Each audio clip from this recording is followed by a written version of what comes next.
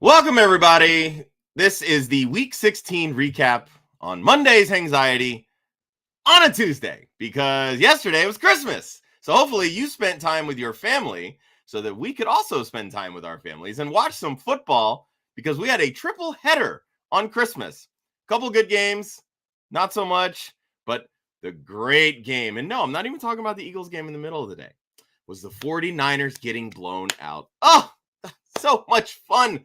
Love it. Awesome. I do not have Ryan with me this week, but I have an even better guest, and that's no disrespect to Ryan, but Kevin Coleman from the Devy, Royale, and Footballguys. He's just better. It's okay, Ryan. We love you still. We love you. Stay tuned.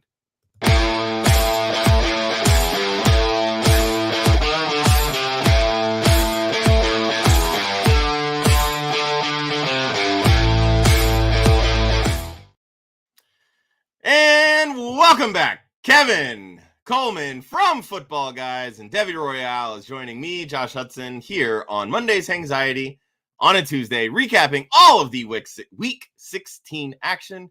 Kevin, how you doing this week, buddy? Oh, let me get you unmuted. Hang on. Oh, there we go. See, it wasn't even me. It was you that left me unmuted there. I agreed to do this show. I thought Ryan was going to be here, but of course he chickened out and ran away, because when you get, when you get real guest on this show, he can't handle the heat. But doing well. I was tilting a little bit yesterday. Ayuk kind of screwed me a little bit. And damn it, I need your Eagles to stop doing the tush push, because I have DeAndre Swift in fantasy, and it kills me every single time we're in the red zone and Swift doesn't get a carry. But it was a pretty good weekend, in a couple championships, so that's all I could ask for.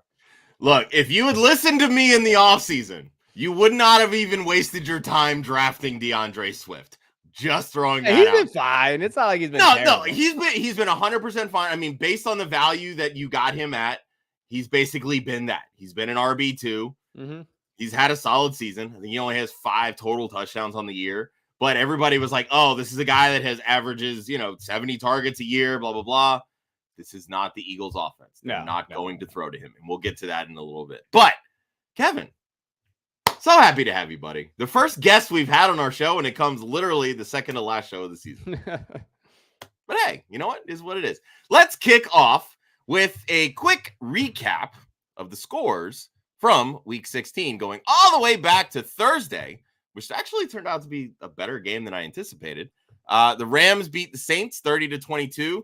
Featuring the QB1 on the week. And no, I'm not talking about Matthew Stafford. Derek fucking Carr. Unreal to me. Unreal. Going to Saturday. Steelers drubbed the Bengals 34-11. The Chargers almost beat the Bills. Bills win 24-22. Heading up Sunday's slate. Oh, man. The Falcons handle business against the Colts 29-10.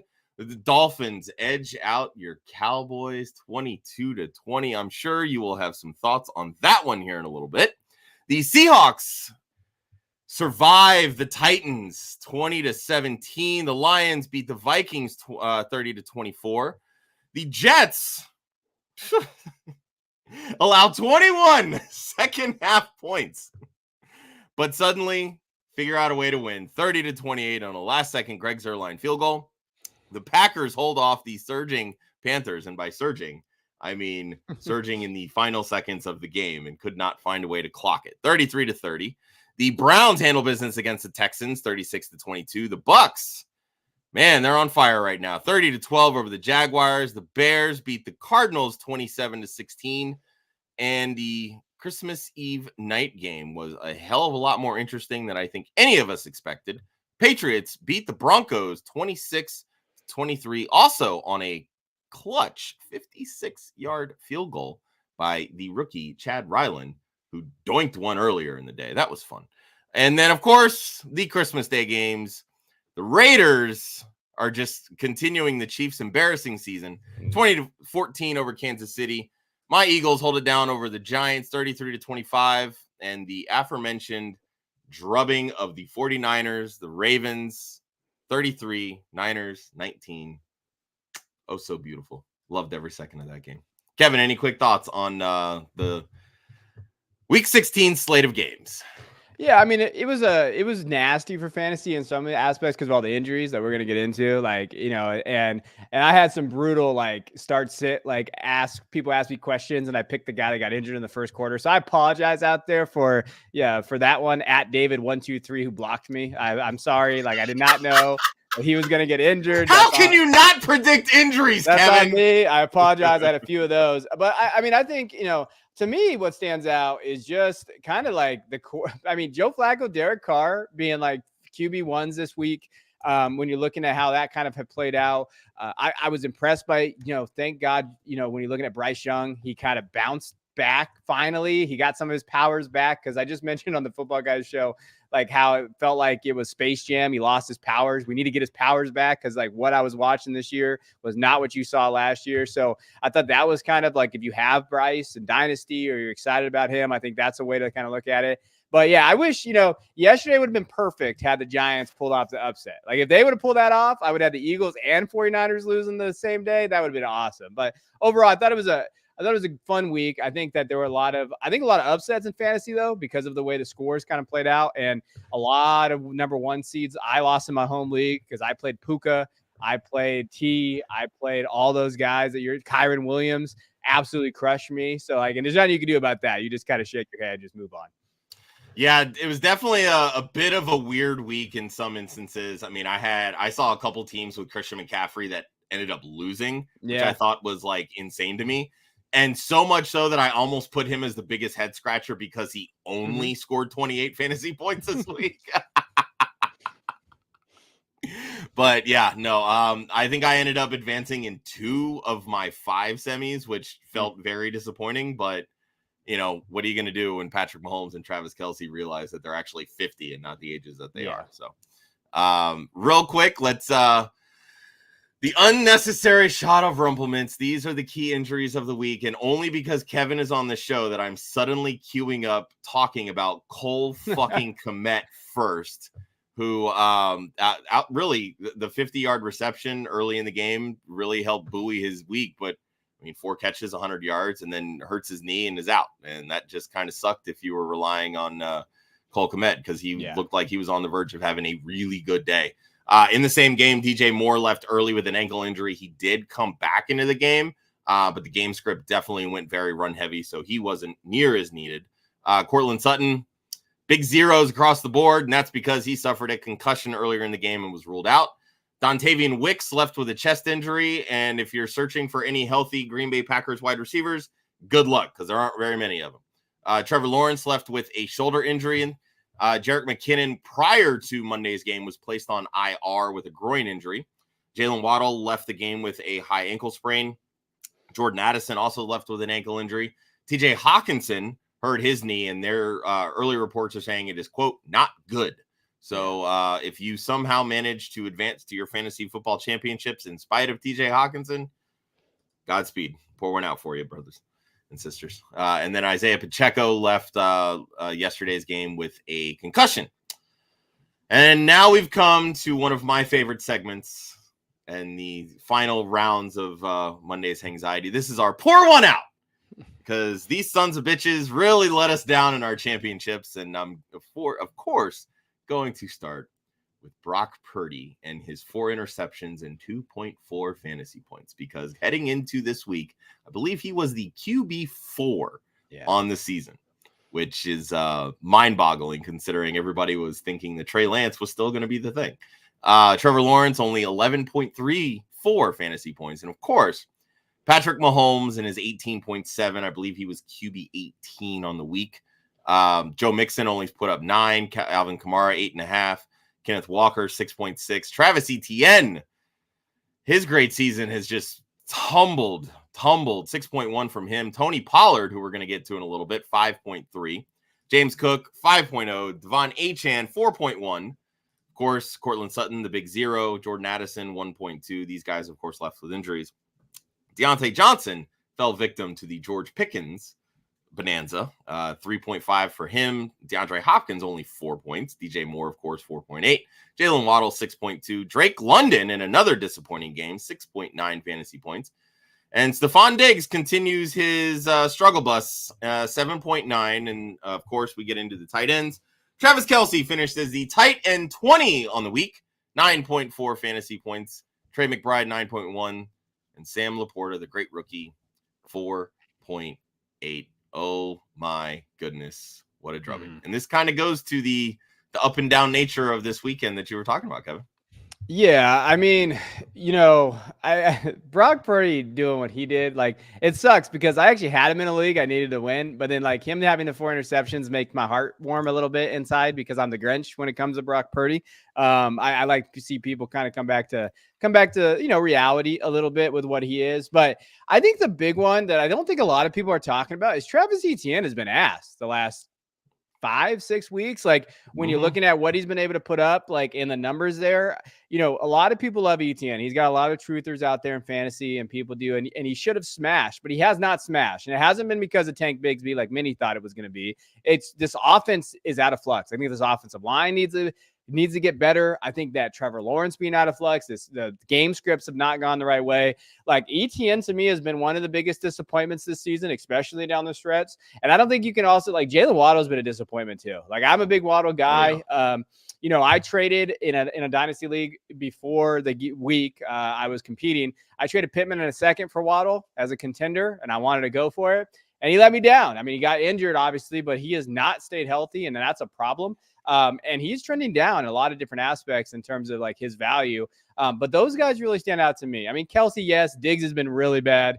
Kelce, Father Time catches everybody. And I think it's just he cannot battle back for those injuries that he's had because he's old. And as you get old, as me and Josh know, it takes time to battle back for those injuries. And that's what he's at. I'm still recovering from injuries from 10 years ago. So there's that. Yeah, it takes time. Like, I mean, you wake up, you get it back, you're like, oh my gosh. I mean, he's been banged up. That offense is in flux. I think the thing with Kelce that people don't realize is like people wanted to shit on Juju last year, but Juju was a guy that like they had to at least game plan for. Defenses at least had to kind of see where he was going and kind of give him some coverage and some audience from the defenders out there where Kelce could kind of work in that mid zone. And I think there's been a shift this year where they're saying we're going to double Kelce every time. And we're just going to let anybody else beat us. And none of those dudes can beat you. Like Rashee Rice is fine, but trying to rely on that rookie, it's tough. And with the injuries, I think it's slowed him down enough to where they don't necessarily have to have their best coverage guy anymore on Kelce. Now they can get away with linebacker safety coverage and just kind of keep him bottled up.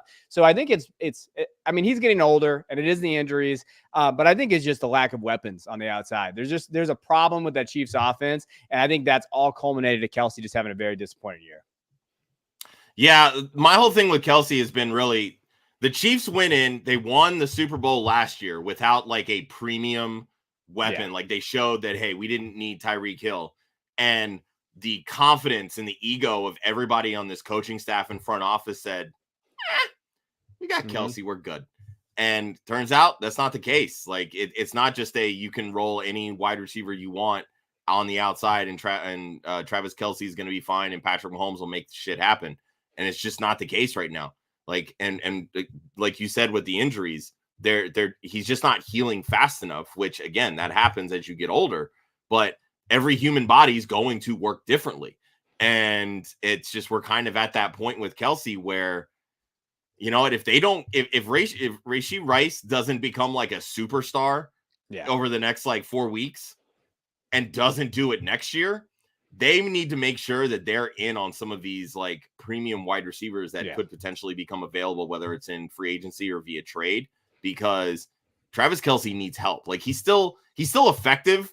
Like we saw it in spurts, even in a couple catches this past game yesterday, but it's so few and far between because like you said, they can get away with covering him just one-on-one really. And, maybe throwing in a linebacker there versus putting your best cover corner on him. So yeah, Kelce's definitely been the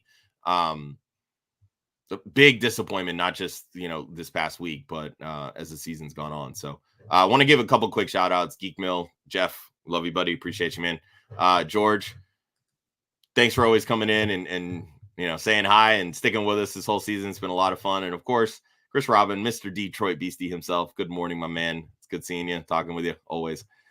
All right.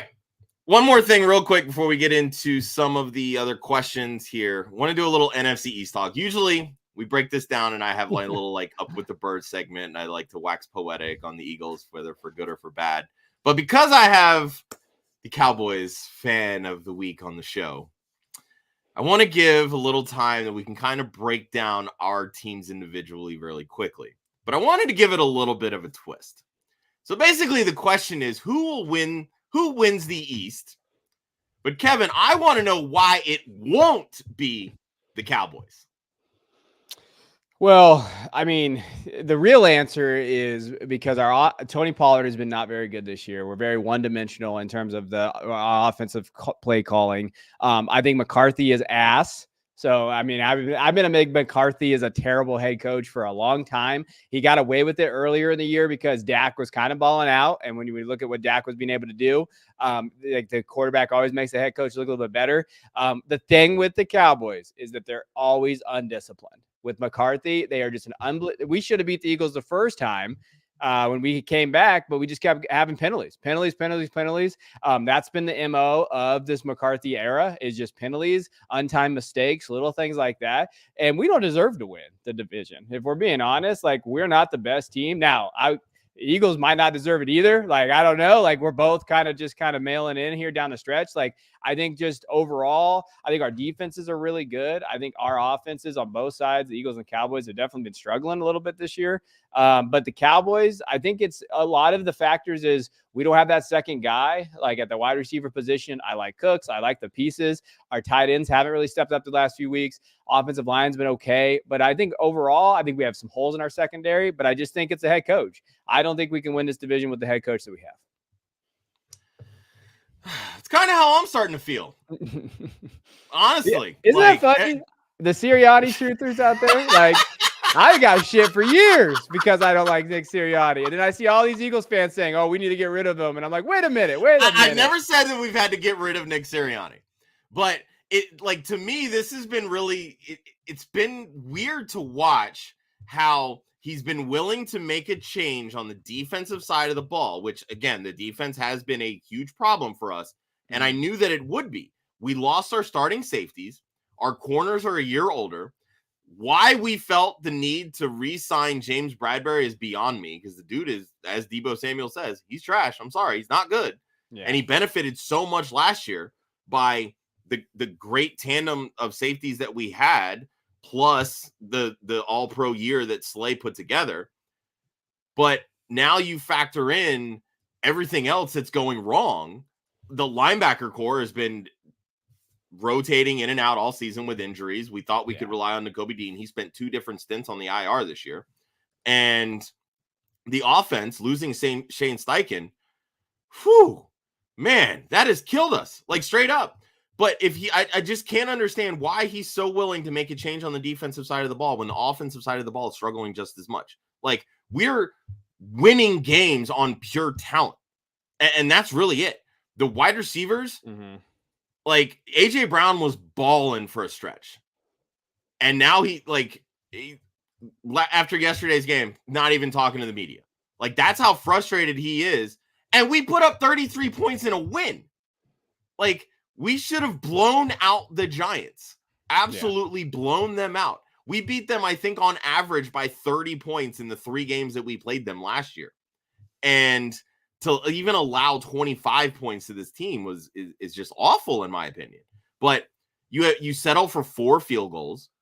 They doubled up the offensive production of the Giants, and yet nobody is satisfied because everybody is like, oh, we can do better. We can be better. And I get that. You needed this get-right game, but you let one go in Seattle. We should have won that game. And then we would be in first place in the NFC right now if we had. So I understand a lot of those frustrations, but so much of this is just saying the right things to the media, but not actually executing on the football field. Yeah. And he's not willing to step in and make the changes on offense that need to be made. And that is very discouraging, in all honesty. So I would not be shocked if we end up losing that Week 18 game because it's in New York. And obviously we've been better at home, as most people are. Yeah. But it's just been one of these situations where we're going to have everything to play for in Week 18. The Giants are playing for draft position. and some of these guys are playing for their jobs, right? Yeah. They're going to come out, lay it all on the line, and the Eagles are probably going to be just as lethargic as they've been for, I don't know, 16 weeks now, it feels like. So kind of right there with you. Nice little bitch fest. It's a weird, like, with the Eagles, it's so funny because, like, I like a lot of their guys. Like, I love Jalen Hurts. I love A.J. Brown. Devonta Smith's one of my favorite dudes. You know, Swift's my dude. Like, I've been a Swift guy for a long time. I just hate their head coach. I think he's a pompous prick, and I cannot stand that. But I do think that, like, his stuff works when you're winning and things are going well. 100%.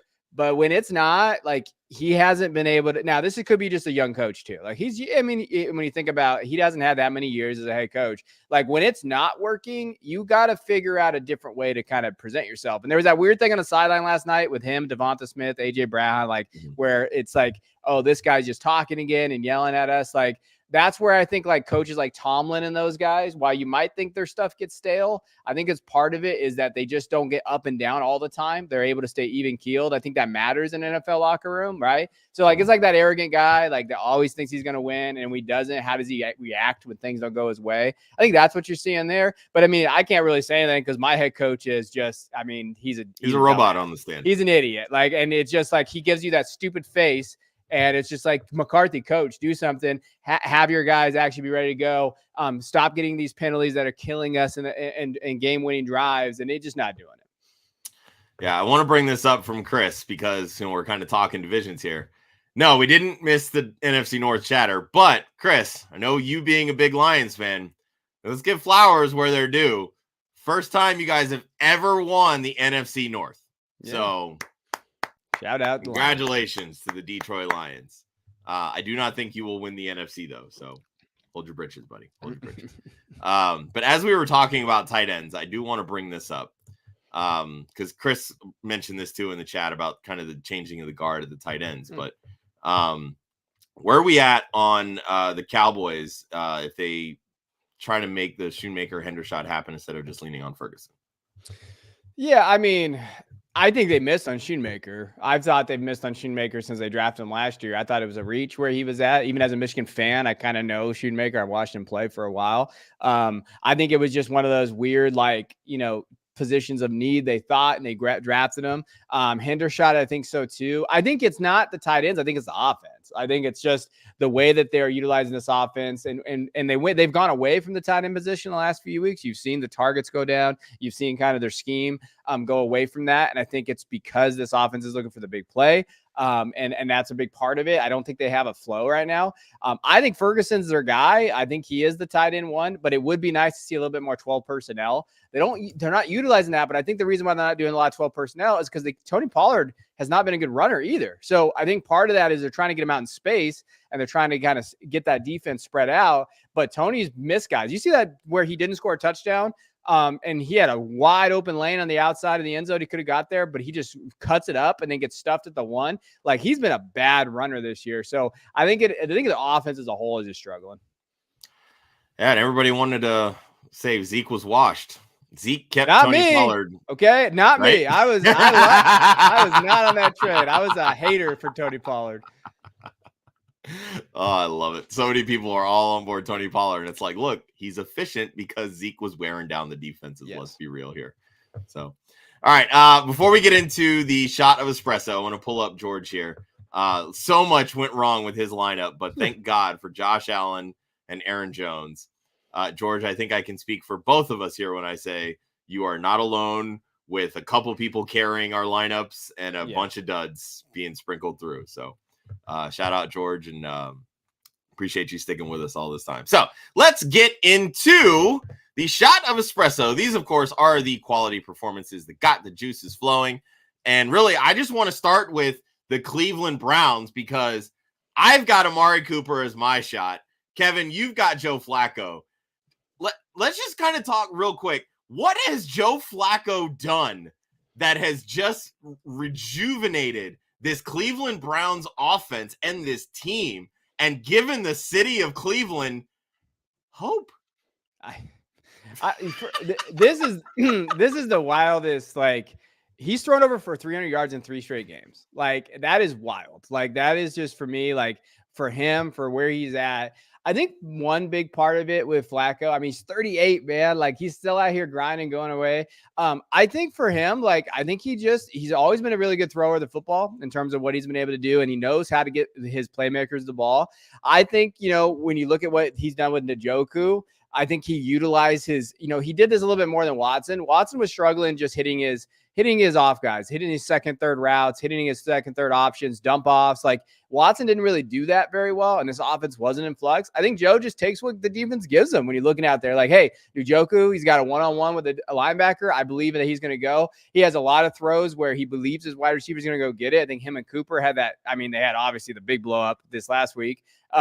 But like, I think for this offense, they just needed a guy that was calm, cool, can get the guys the ball when they needed to go. And he's throwing very well right now. And this system predicates that. I think Kareem Hunt being there, Ford kind of coming back, like, this offense is ready to go. But I think it's the coaching staff. Like, when you're looking at the head coach, he's been excellent, right? The last few years, he's getting a little crap the last couple of years, but his scheme, his ability to get guys in motion, he just opening up the offense, and they've been pretty healthy relatively. I know they lost Chubb, but they've been healthy at the wide receiver tight end position. They've been able to kind of navigate those injuries pretty well. So, like, Flacco's just balling, man, and you have to shake his hand because he is out there just doing what he needs to do within this offense. Yeah, it's been really fun to watch. And I mean, Stefanski's system is always, it's been the wide receiver 1, tight end 1, and then the running game, right? Like, the ancillary pieces at wide receiver, you step up when your number's called, and that's exactly what Elijah Moore did a couple weeks ago. And Amari Cooper has just taken this and absolutely run with it. 15 targets this past week, 11 catches, 265, 2 touchdowns. I mean,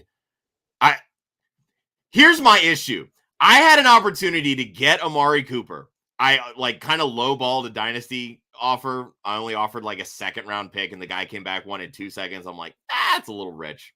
I'm pretty sure if I'd made that trade, I'd be in the freaking finals right now because I've been decimated with injuries. But it is what it is. But the thing with Flacco, and when you kind of look at the numbers in these starts that he's had with Cleveland, 10 touchdowns, 7 interceptions. And this is, to me, is really what so many young quarterbacks don't have. And I don't know if it's because coaches are getting into their heads and preaching, you can't turn the ball over. You can't turn the ball over. Make smart throws, yada, yada, yada. They're waiting for their wide receivers to get open. And some of these older quarterbacks have this sort of like, the YOLO ball mentality, right? It's like, fuck it, my guy's out there somewhere. And that has always been Joe Flacco. Yeah. He's going to trust his arm, and it's, dude, I'm going to throw it to where you need to be, and you better fucking get there. Mm-hmm. And I mean, and we even saw it this past week. He had 2 interceptions, right? But if he's throwing the ball 40 yards down the field and getting picked off, it's basically the same as a punt at that point. Yeah. But if he's not taking those shots, he's not giving his guys the opportunity to get down the field, make plays, and score touchdowns. And I think that is the biggest issue that is killing a lot of these young quarterbacks because they're unwilling to take these risks. They're not waiting to throw it until their guy is already in their break. Like they did a couple like slow motion type bits, especially on like Hard Knocks this season, where they're showing Tua and he's throwing the ball before his wide receiver's even out of his break. Yeah. It's like, that is a very old school quarterback mentality. And you don't see that much these days with a lot of these younger quarterbacks. Joe Flacco's come in and just said, I'm going to trust my guys and I'm going to do it. I'm 38 years old. I'm playing with house money. Maybe I get a ring. Maybe I don't, whatever, but I'm going to make some money doing it. And you know what? Hats off, because it's working. I'm in it. I love it. Yeah. Jahmyr Gibbs, balling. Yeah. It's my guy. I mean, outside of that, I don't know what else to say, but I know you got stuff to say, Kevin. Yeah, I mean, when you look at Gibbs, I think early in the year, the offense was figuring out. Monty Talk was out there, everything there. But Gibbs this season, he's running back 5 in points per game. He's averaging 17.7 points per game in PPR. That's exactly what you wanted. Like, that's when you're looking at that. I mean, the only guys ahead of him are Mostert, Kamara, Williams, McCaffrey. After that, Gibbs is kind of in a tier of himself there. You see him the usage go up, and the thing that I love is that he's really starting to get in the touchdowns in the red zone too. Like, he's slowly making Monty obsolete. Like, Monty still got that touchdown, so Monty fans are happy there. I do know they love that 1-2 punch, but the thing is like the 1-2 punch and like the committee back stuff works. until you have a guy talented like Gibbs, and then the coaching staff's like, well, we got to get this kid the ball every time he comes on the field because he gives us the best chance to win. And I think down the stretch, we're going to see that really well. He's still going to get targets. He had 7 targets this last game. Like, you're going to get that with Gibbs. Not necessarily the production that you love to see, but the dump offs are there. Like, he is really kind of getting those targets there. And as he gets more targets and as Jameson gets more targets, Laporta is going to struggle because that's the big question mark with Laporta is like, can he withstand all of these targets going to other guys? So Gibbs is really kind of separating himself from that whole pack too. Like in reality, Gibbs is probably the wide receiver 3 on this team. And just with his usage that you love to see from that, I'm all aboard the Gibbs train. I think when you're looking at him overall, you love his points per game. You love what he's been able to do. Receiving yards, 316. I think that'll go up. He has 51 receptions this year. I mean, what else do you want from him? He's 21 years old. People forget that he's really young for a player of his age. Like, you're excited about him moving forward. I think if you have Gibbs, preseason, I was a little worried because I wrote a spotlight for Footballguys on Gibbs. And I said that based on value, he would be the better pick than Bijan Robinson. I got some shit for that. But if you look at it now, Bijan Robinson is running back 17 in points per game. He's only averaging 14 points per game. So you're getting 3 more points. I think, Gibbs was the better play this year based on how you built your redraft rosters. Yeah, 100%. I mean, and let's be honest, a lot of the Bijan issues have been more so with Arthur Smith and the play calling versus Bijan himself, because you watch him with the football in his hands and he's just so nasty. Like, there was the one play, I think it was against the Packers, when it like shook the dude like clear into another dimension. Like, it was so disgusting how he's able to stop on a dime. But no, I like Gibbs has been so much fun to watch. He's so electric. And I was always a little bothered with a lot of the Alvin Kamara comps in the offseason, because I never really felt that he had the same level of contact balance, but he really does look impressive with the football in his hands. Like, the way that he's, moving and shaking and breaking ankles. Like, I mean, pulling it up right here, like that defender looked like a fainting goat, like limbs all stiff, just flinging himself out of the way. Yeah. Gibbs is doing a thing. But speaking of running backs, hats off to Breece Hall. Took advantage of a great matchup. RB1 on the week, over 40 fantasy points. This has just been, and he did it on the back of the receptions, right? 16 targets for a running back. What? I just want to throw this out there. Christian McCaffrey, for as great as he's been, hasn't had more than 10 targets in a single game. Take that for what you will, but I just wanted to bring that up. But 20 rushes, 95 yards, 2 touchdowns. Again, this was a matchup that was tailor-made for Breece Hall to do absolute amazing work, and he did it and probably lifted you into the fantasy championship like he did for a couple of my teams. So hats off to you, Breece Hall, because you a real one, homie. Yeah, I mean, he's super talented. It's always been just, what are the Jets offense? What does that look like there? And that's really like, that's the Bijan take too. Like, all right, you have these guys, use them, utilize them the way that they do it. I don't think, 16 targets is absolutely insane. Like, I don't know if that's sustainable, but I do think you're looking at a guy that's probably being undervalued in a lot of different formats. Breece Hall next year too, coming into the year. I think you could make an argument where he's running back 1 next year. Where you would be comfortable taking him at running back 1 or 2, right there in that tier. But he absolutely, he balled out. He was special yesterday. And again, remember, he's come off that injury. Like, this is probably Breece Hall. This is the Breece Hall we saw before he had that injury last year. So now we're starting to see like where that talent's going to be. And everything points to having a huge year next year too. And in this last week too, for your championship. Yeah, 100%. He is just in receiving work among running backs. Total fantasy points, he is RB2 behind McCaffrey. Like, he's able to do it both on the ground and through the air. God, if only the Jets can get a reliable offensive line. That's the one problem. Can only hope, right? Yeah. One can only hope. My honorable mentions this week, real quick. Obviously, we talked a little bit about Derek Carr. Seriously, how the fuck is this guy QB1 this week? Like, that's just embarrassing. I'm sorry. But you know what? Garbage time, baby. Yep. Love it. Can't knock it. But and then shout out Bryce Young, DJ Chark.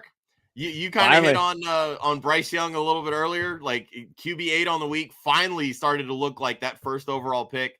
312 passing yards, 2 touchdowns, but more importantly, 0 interception. So he didn't turn the football over. The team scored 30 points. That is something that I feel like he can really start to build on. And then, of course, DJ Chark, 8 targets, 6 catches, 98 yards, 2 touchdowns, wide receiver 5 on the week.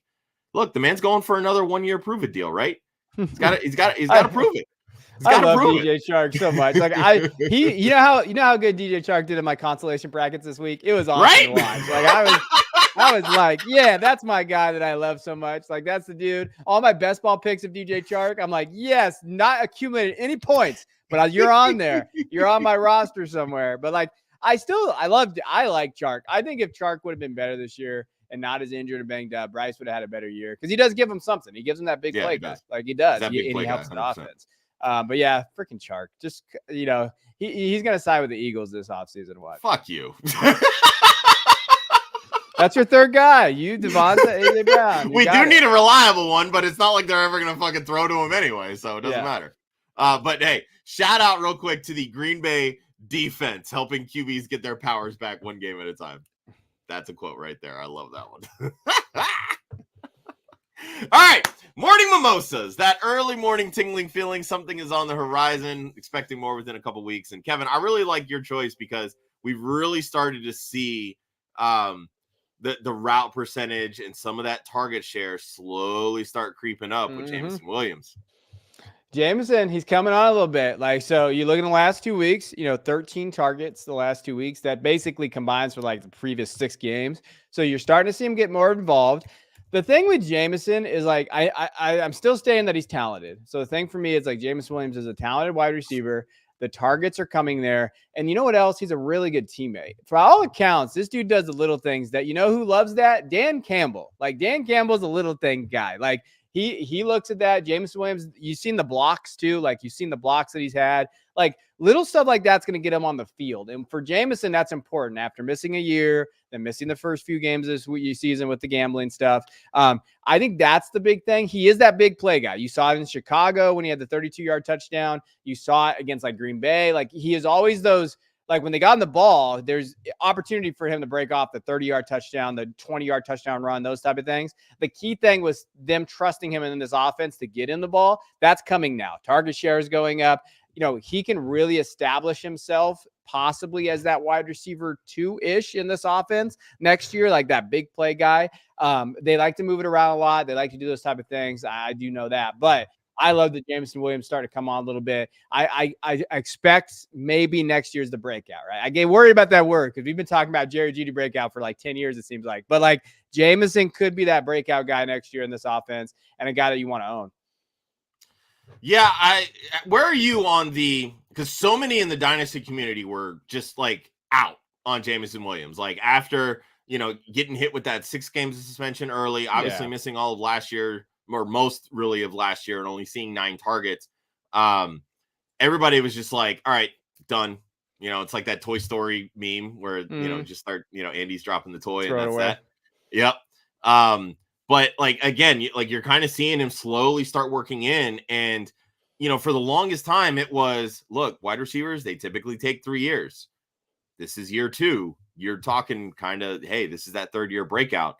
Is this going to be like buy Jameson Williams off season? Is that kind of the thought process here? Well, Dynasty content, everybody's a buy at some point. But like, I would say that like Jameson to me is a guy that you probably should have been buying a few weeks ago. Like, during the middle of the season when he was kind of struggling a little bit, I mentioned him a lot. I'm a big Jameson guy because I think that he possesses a skill that people don't necessarily have in the NFL. And that's just his ability to take the top off the defense. Like he can be a big play guy, but he's also talented enough to play on the inside too. And in the slot, like he's versatile. So like they can move him around in offenses too. So like, yeah, I think he's going to be a buy. I think that when you look at this, I think, really you say year 3, but again, maybe he's like in the middle of year 1 and 2 right now because of the injury and all that other stuff coming out. So I don't think we've seen him as talented as he is. He did have that 1-year breakout at Alabama. So like, that's the thing too. Like he had 1 year at Alabama where he's really good. He probably was the Heisman that year, to be honest with you guys. He probably could have won the Heisman had he not gotten injured. And then the next year, of course, he's slow kind of going out there. He's learning the NFL. The speed is going to be a little bit different. Like Jameson is the perfect, byproduct of like having to wait, see how he's going to fit in this offense.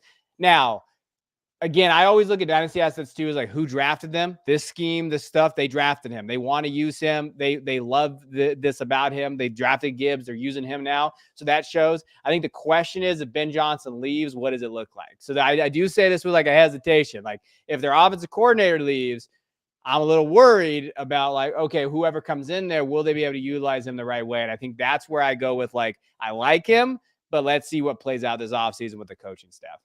Yeah, my biggest thing with Jameson, like, loved him that year at Alabama. Like, you could see the full scope of the skill set and what he can bring to an offense. Obviously, you love the draft capital because not only did Detroit invest the first round pick in him, they essentially invested 2 first round picks in him because they traded a first round pick to move up to get him. So like you want to buy into all of that, right? But then he comes in, fits into this offense, and you're like, well, there's Amon St. Brown there. Now this year they go out and they get Sam Laporta, and he's having a baller year. You already talked earlier this show that you think that Jahmyr Gibbs is the wide receiver 3 in this offense. If those three are the top 3, how much more does that realistically leave for Jameson Williams to be an impactful dynasty player, right? Like he's good, might end up being a great NFL player for fitting into the scheme, but how much value to me does he really have maybe dynasty best ball, right? Yeah. I don't know about like normal type of, dynasty leagues at that point. Well, that's my hot take. I think that Laporta is the wide receiver 4. And Jameson really established himself as a top 3 guy. That's where that's where I deem a little bit. I think Laporta's dynasty ranking right now is insane. I think that I'd rather have like McBride or some of those other guys in terms of what they're on the offense and everything there. I'm more of like a Jameson guy in terms of Laporta, but that's a really hot take. No, look, I was a little bit down on Laporta heading into the season because I was like, look, if they've got TJ Hawkinson and they were willing to move off of him, why should I believe that they want to feature a tight end as like a top 2 option? You know what I mean? Yeah. So that was kind of my issue with Sam Laporta at that point. But I'll get into mine really quick. It's T. Higgins. Last 3 games, he's wide receiver 7. Obviously, Chase is banged up. He missed this past week with the AC sprain. Likely he's going to come back for week 17. But the upside there is Jake Browning has had these last 3 weeks to feature T. Higgins. And great things have happened, and he's playing like the wide receiver 1B that we know he can be. And let me tell you, I am excited as all hell for T. Higgins free agency season because where's my boy gonna land? You know what's gonna happen, right? He's gonna get franchise tagged. He's gonna go back to the Bengals. That's probably what's gonna happen. I know, right? It's gonna be the most disappointing thing ever. Yep. All right, a couple quick shout out here. Christian, shout out. Appreciate it, Christian. Man. Yeah, love that. I'm just chopped liver, but that's okay, Christian. It's all good. But I also like this Jameson Williams take. Carries more value than true on-field production. That kind of goes to what I was saying about Jameson Williams and kind of his fit within that scheme. So, all right, let's get into the hangover. Biggest head scratches of the weekend. Kevin, go in on your boy, man, because I've been singing this for really since the offseason. Like the efficiency just was not going to be there when you pile on that many carries. Yeah, I mean, I don't understand. Like, so Tony Pollard, I don't like prior to the season. I mean, everybody knows I'm a pretty big Pollard hater. Me and Jacob Sanderson have fought with each other in our DMs on Twitter for like 2 years on this. And like when I looked at it last year, coming off the injury, they didn't add to this running back room. Tony Pollard, like, they have Dowdle there. They had like, everybody was all aboard, Vaughn and all those things. And like, or not Vaughn. That's how much I don't care. The little guy. What's the little guy's name? I don't even know the old little guy's name on my own. Deuce Vaughn and then Rico Dowdle. Yeah, Deuce Vaughn. It was Vaughn. See, this is how much I don't give a shit. So you have these guys, like they didn't add to the running back room. And so now you have Tony Pollard here. And Pollard always to me was that 1B guy. Like I always felt like he was very good in that role. Like when you're looking at last year with Zeke being there, like he always looked like, hey, yeah, he's that explosive guy, but maybe he was explosive because he didn't have to do all the heavy lifting, right? Like I know he had a few like running back 1 and 2 weeks last year where he was getting 6 targets, 7 targets a game. And that is what his game was. Now coming in this year, we haven't really seen those numbers. Like he had 8 targets against Philly, which is probably maybe one of his best games the last few weeks. Washington was okay too. So when you saw the targets, it's been there. but they haven't been able to get him the targets because they got to rely on him as a runner. But as a runner, he struggles in between the tackles. He's not as explosive this year. Like that explosiveness went away because of that injury, and you haven't seen that. I mean, he's been a very middling running back, right? I mean, the last 2 weeks, 36 and 46 PPR finishes. That's absolutely disaster if you have him on your roster, and you definitely don't like that. 4 targets the last 2 weeks too. Like Tony to me was the biggest Ponzi scheme in the industry. I mean, people were talking about drafting Tony Pollard at the end of the first round. Like people were saying that you should double tap Tony Pollard and like Chubb. That didn't work out for you. I mean, the Chubb thing, sorry, like that injury. I mean, I mentioned I love Chubb this year as well, but the Pollard thing, I was never buying at that price. Like that was always ridiculous to me. I thought the usage could be there, but I didn't know how efficient he was going to be. But I think the biggest thing is he's not a running back 1. He's a 1B with another competent running back next to him. And he won't be on Dallas next year either. He'll be somewhere else unless he comes back for cheap. Yeah, there's no way he's going to be making the franchise level money of like 10.9 million. Like no. If Dallas brings him back, it's probably going to be in that 5 to 7 million a year range. That would be my guess. But yeah, they definitely need a plotter that can really kind of take some of that, the punishment, especially in between the tackles on some of those earlier downs to really free up Tony Pollard. And that was a lot of my thing. Like when I was going through and doing my projections with the Cowboys, I think Pollard finished as my RB9. So like I had him as, maybe more so like a early to mid second round pick versus first round pick. But yeah, it was always efficiencies coming way down. Like maybe the touchdowns are still there, maybe not. But the way that they built this team on paper, they were going to throw the football 600 plus times. Like that's why you trade for Brandon Cooks. You still have Michael Gallup, who you're paying pretty decent money to be a wide receiver 3. And of course, what CeeDee Lamb is and what he's capable of doing. Like they were going to have those 3 guys were going to be like the stars of the team. So I never really bought into like, Pollard having that like top 5 ceiling. So it's nice to hear some level of validation on that. So thank you. But and then my first hangover pick here, I'm going to shout out your boy DeAndre Swift because 2 of his last 3 games, 0 targets. Yeah. What does DeAndre Swift do really well? Catches the damn football. Nick Sirianni, what are we doing? Get the football in the hands of some of your best players. DeAndre Swift's greatest skill this year is falling at the 1 yard line. Like that is literally it. He should get like a half a point for that shit. Like, or like if they have the tush push at the 1, like I feel like if it's 6 brotherly shove, Kevin. Whatever. Get it right. Whatever. Yeah. They should have like 2 or 3 like points for Swift just because he did that. Like that's the thing. Like he better got a nice ass gift from Jalen Hurts, like for Christmas. I'm saying, right? Killing me. Yeah, he's killed a lot of people, definitely. Like DeAndre Swift could have been on like Miles Sanders level touchdowns from last year. Yeah. Which I'm honest to God, even surprised that Sanders had half of what he had last year. But yeah, this year has been definitely very wild with DeAndre Swift. Just 1 yard. Oh, damn it. Fuck. Mm-hmm. Like every single time he gets tackled at the 1, he's like, there's my free agent contract next year. And anytime I'm watching Eagles games, I have Swift a lot of my rosters. Every time he goes down to the 1, I fucking change the channel because I don't want to watch it. Like I already know it's coming, so I actually switch it to like Bluey or something for the kids, and then I go back and I'm like, yep, it was Hurts. That's hilarious. Yeah, and then my next guy is James Cook. Man, this is what I get for believing. The 4 previous weeks heading into last week, he was the RB2, averaging over 25 fantasy points per game. 5 fantasy points in championship week against a tailor-made defense for running back points. What? It's like the Bills just blew their load and forgot to take the Viagra and they needed that much longer to get ready. Like, this is ridiculous how bad the Bills came out swinging against the Chargers on Christmas Eve. Like, this is so bad. I hate it. It makes me feel bad as a Cowboy fan watching James Cook tear my team up and then afterwards look like crap against the Chargers. Like, that is like the worst feeling in the world. This was a weird one. The nose receptions thing was the weird part for me. Like, I don't know. It's like they didn't get him involved. The offense looked back like 3-4 weeks ago. Like, what was going on in terms of that? I will say Cook has definitely lived up. Probably exceeded expectations this year. I mean, he has over 1,000 rushing yards this year. 100%. I mean, he did like struggle this last week. So, I mean, shout out to him. But this week, I mean, he did kill people. Like, you're hoping that you be able to get through. I still think that he could be a big part of it. He could finish off strong, but yeah, bad week there for the Chargers. The fumble probably was the big one. It just was a weird game. That was a weird game watching that game. It was a weird game script, weird kind of offensive flow. They didn't really get involved there. But yeah, James Cook was definitely the big problem in that game. And then why the hell is Lenny out there?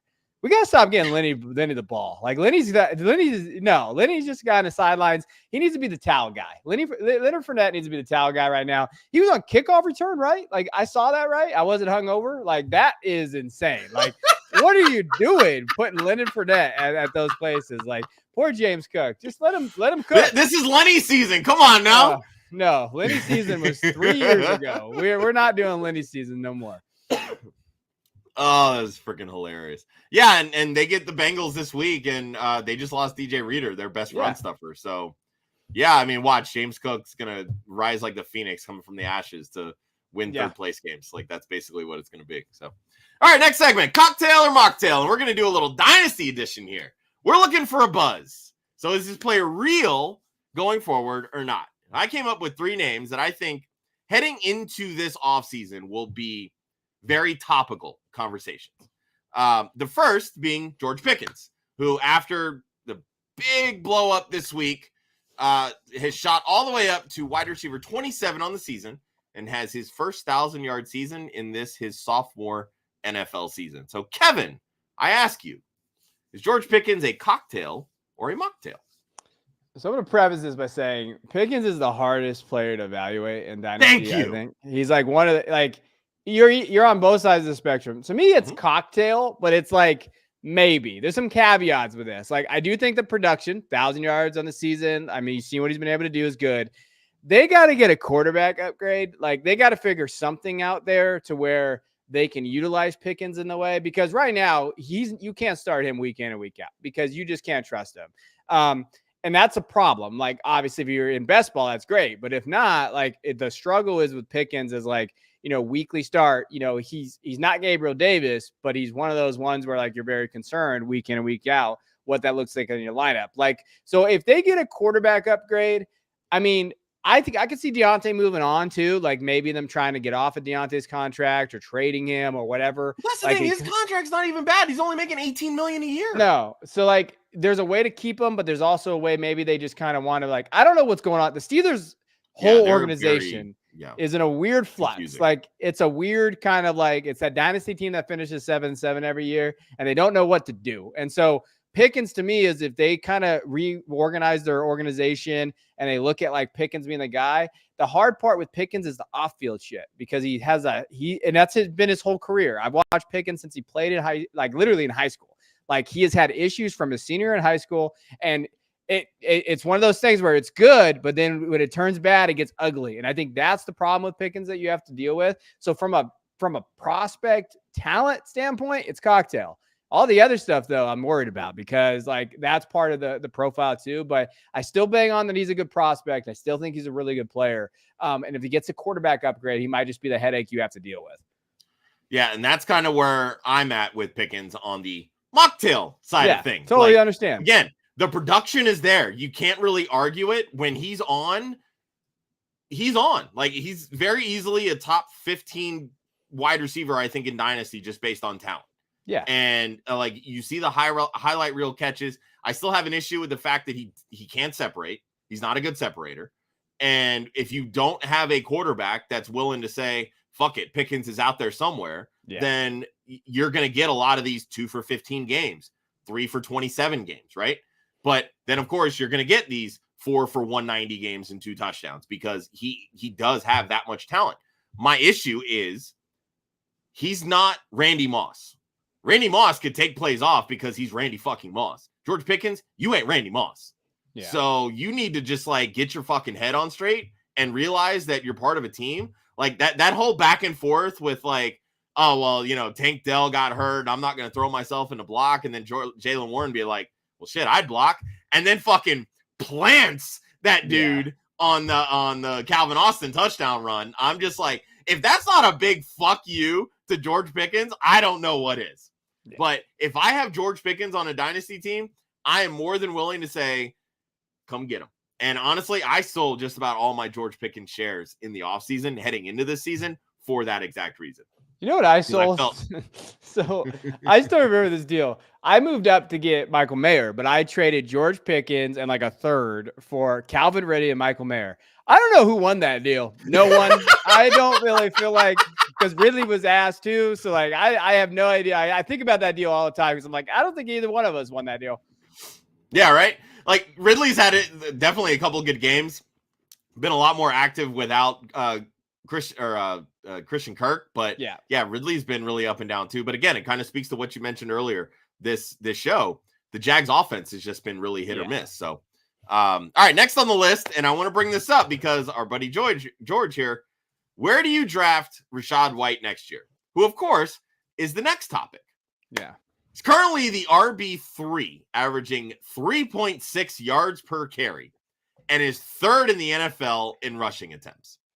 So, Kevin, I ask you, is Rachaad White a cocktail or a mocktail? Yeah, he's a cocktail, but like you put in the show sheets for next year. Like so for me, where I look at dynasty running backs is what can they do for me the next game? That's generally how I feel now. Like I don't even care past 2024 or even like the first few weeks, what that look like. I think with Rachaad, he's definitely put in the time.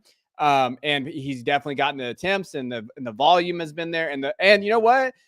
Tampa Bay's not bad. Like they've been able to put that together, patch it there. I do think they add some pieces, and I think that's something to question. Like as you get into like the offseason, if they do add another running back, I think they tried to do it with Sean Tucker, but I don't think Sean Tucker was as good as people thought. So I don't think they had that ability to kind of plug and play these guys. So see how that works. But yeah, I think you start him, you have him next year. I think he's a good buy for.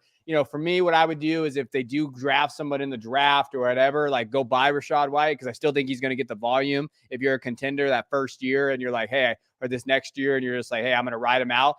And he's done enough to kind of solidify himself as a runner that's going to get opportunities in the NFL. I don't think he's a one and done guy that we see a lot out there. So he's a cocktail, but like, drink it fast. Don't let that thing simmer. Like get that down quick and get to 2024. It's like a dessert martini with a bunch of cream. If you don't drink it fast, it's going to curdle quick. Yeah. Just get that thing down because you don't want to taste the other stuff. Like that's not what you're trying to do. Right.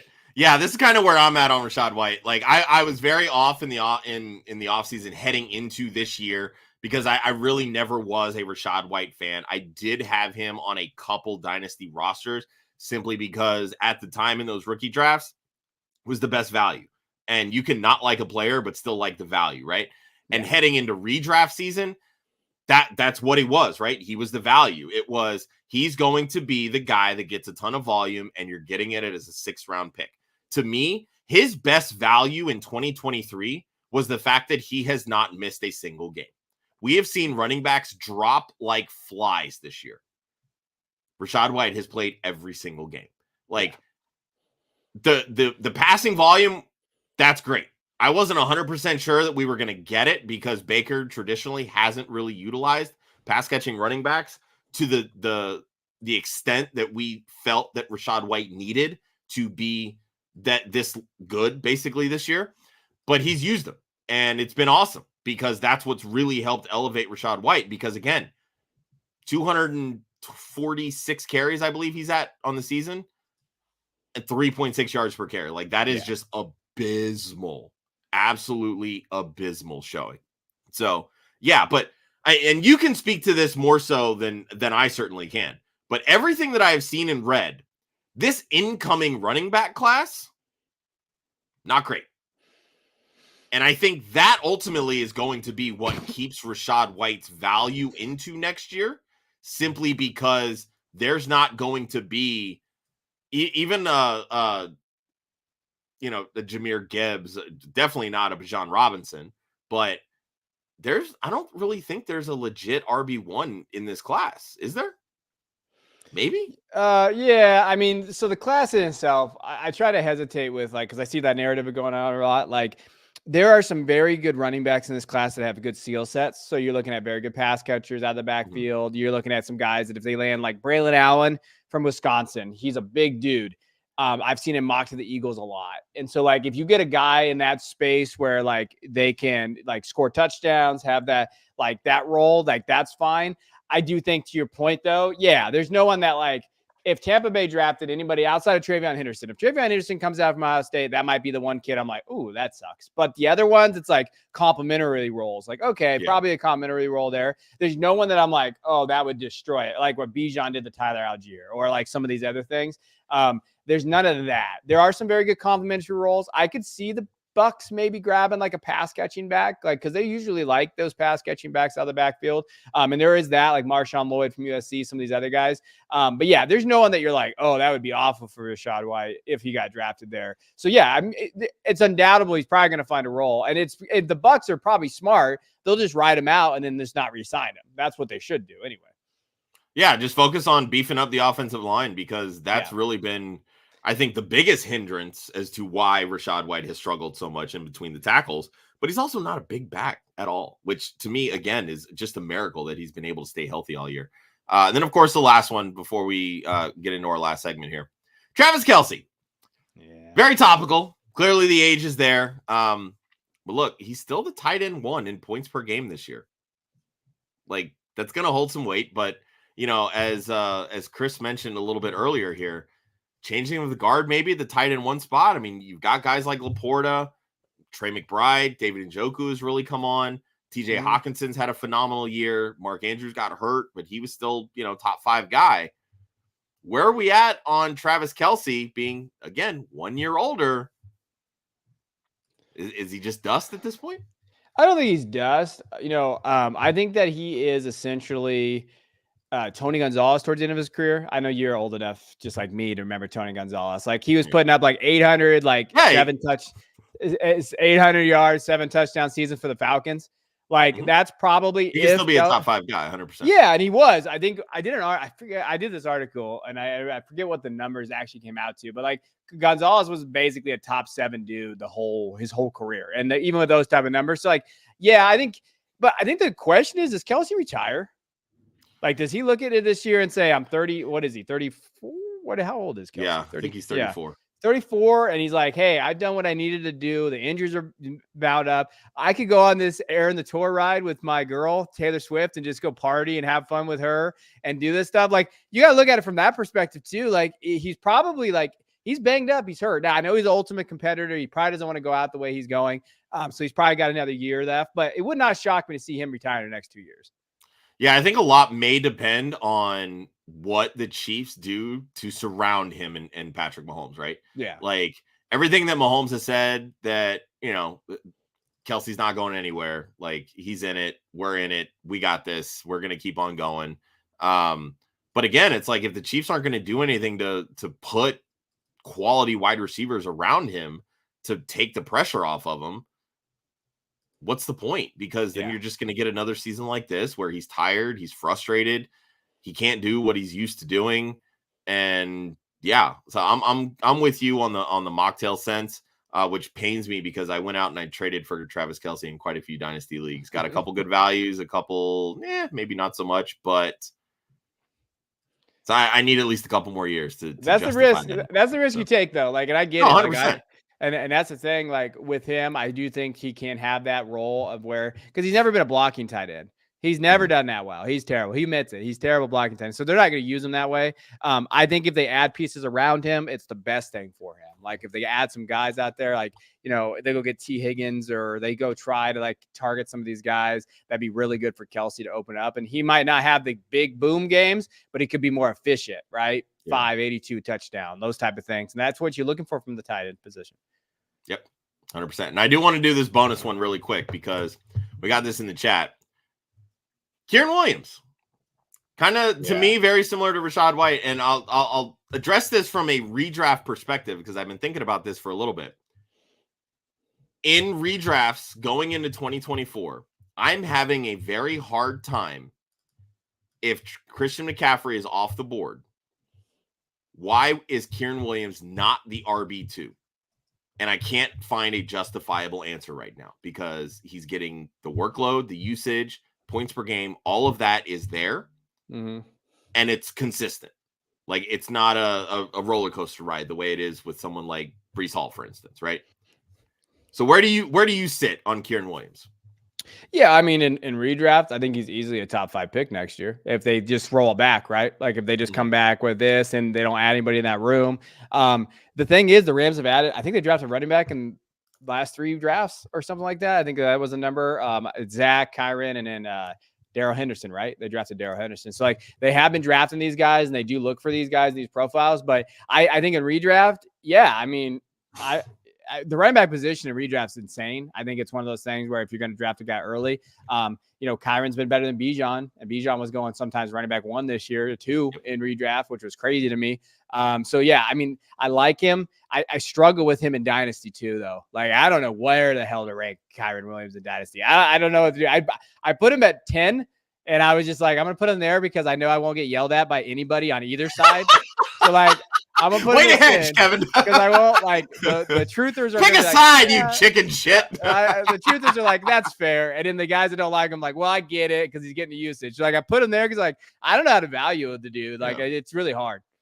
I'm with you. I was trying to make a move in one of my dynasty leagues, and I was like, man, I really need a running back. Like, Breece Hall has been really like a pain in the ass.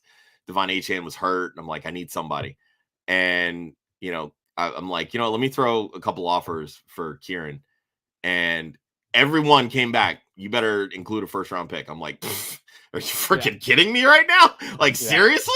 I know he's great, but let's be real here. 5th-round draft capital. I'm not in it. That's what he's going for, though. That's what I know, and I just going for. So I turn around and I move that first with Jalen Waddle and some other ancillary pieces to go get CeeDee Lamb. So there's that. Yeah. All right, shout out real quick, Primetime Z. We in the chip, baby. Appreciate you. Thanks for tuning in every week. Love that for you. All right, chill the fuck out.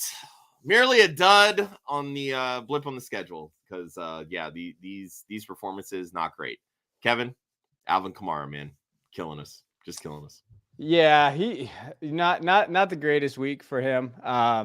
When you're looking at that under 10 fantasy points PPR, I thought, and with Derek Carr being quarterback 1, what world do you look at like Kamara being like where he finished in the bottom half of running backs, where Kamara didn't get targets? Like, he didn't even get the garbage time targets. Like, I was like, hey, 4th quarter, baby, Kamara's time, because I got Kamara all over the place. Didn't even get those. So, like, I think that was a big kind of like, oh, my gosh, what happened there? But I do think if you have Kamara there, I think, next week, it was one of those things. Kamara can win leagues next week. That's just what he does in the fantasy playoffs. We've seen that.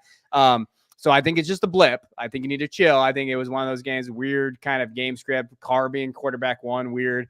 But I do think, Kamara stepping up, and I still think he's a value. Like, Kamara with his pass catching, and I don't think he's lost that explosiveness either. Like, he's going to be a value going into next year as well. Yeah, it's been really weird to me just to see how the Saints backfield rotation has worked out this year. Like, they went out and they signed Jamal Williams. They've barely used him. They spent the draft pick on Kendre Miller. Even when he's been healthy, they haven't used him. Like, it's been all Kamara. So it's like, why did you spend all this money and draft capital on these guys when you're just going to give Alvin Kamara the football anyway and then not give him the football? Like, it's just the Saints offense needs a whole freaking makeover right now. It's ridiculous. But my guy, and really not even my guy, but my choice here is Brock Purdy. 2.4 fantasy points is just absolutely embarrassing. But man, that was so much fun to watch. 4 interceptions. Oh, so good. And I just want to. Eagles and Niner fans, you guys hate each other, right? Like, you guys just can't stand each other. Well, what makes it worse for me is my boss is a 49ers fan and was talking so much shit after the 49ers blew out the Eagles. And I'm like, okay, cool. Like, sure. It would have hurt a lot less if we'd actually beaten the Seahawks. But I've maintained this stance. Kyle Shanahan late in games sucks. Yeah. And Brock Purdy late in games sucks. You know why? Because he's a product of Kyle Shanahan. Kyle Shanahan in the 4th quarter, when trailing by 8 or more points, 0 wins and 37 losses. That system has no fucking clue how to win games. It knows how to jump out to early leads. But when you get punched in the mouth, Kyle Shanahan has no clue how to bounce back. None whatsoever. Yeah. All it takes is a strategically well-timed defense, and the Ravens brought it. That's all I'm going to say. Everybody that wants to jump on the 49ers bandwagon, if they see the Ravens again, they're going to get punched in the mouth again. Probably. It's going to be so much fun. So much Yeah. fun. All right. That's it for this week. Usually we do a deep waiver segment. I'm actually going to type all of that out. I got to fill in for Ryan, who seemingly forgot to do the waiver column for this week. So that's what's on tap for me after this show. But Kevin, I just want to say thank you so much for joining us today. It's been a lot of fun. Always fun chatting with you when we can get you on the show. Yeah, appreciate you, man. Sorry I made Ryan run away, but I have that effect on people sometimes. So it's been always nice hopping in when I can, when I'm off of work. I don't get off of work a lot. So when I'm off, it's always nice to pop in here. So good luck to everybody out there. If you're in the fantasy championships or third place, if third place got money, go win that money, no matter what it is. And, you know, if you ever need any help, you can slide in my DMs. I return messages sometimes. Sometimes I get a little busy, so just, you know, it's hit or miss, but you can message me. I probably would message you back. All right, well, Kevin, remind everybody where they can find you and all the work that you're working on. Yeah, you can find me on Twitter at DuBois_22. I might change that at name at some point though, because the Cowboys are really killing me. And then footballguys.com, you can find a lot of my written work. Devy Royale YouTube channels where you can find a lot of my video content. Yeah. You can follow me at the one Hudsonian. That's the number 1. And of course, everything that I do, it's all at Club Fantasy FFL, YouTube, Facebook, Twitter, or X, whatever the hell you want to call it, Instagram, all over the socials at Club Fantasy FFL, the URL, clubfantasyffl.com. This has been Monday's Hangxiety on a Tuesday. We'll see you next week, and we'll see you tomorrow night for the flagship, no punt intended, previewing all of week 17. Peace out. Thanks, everybody.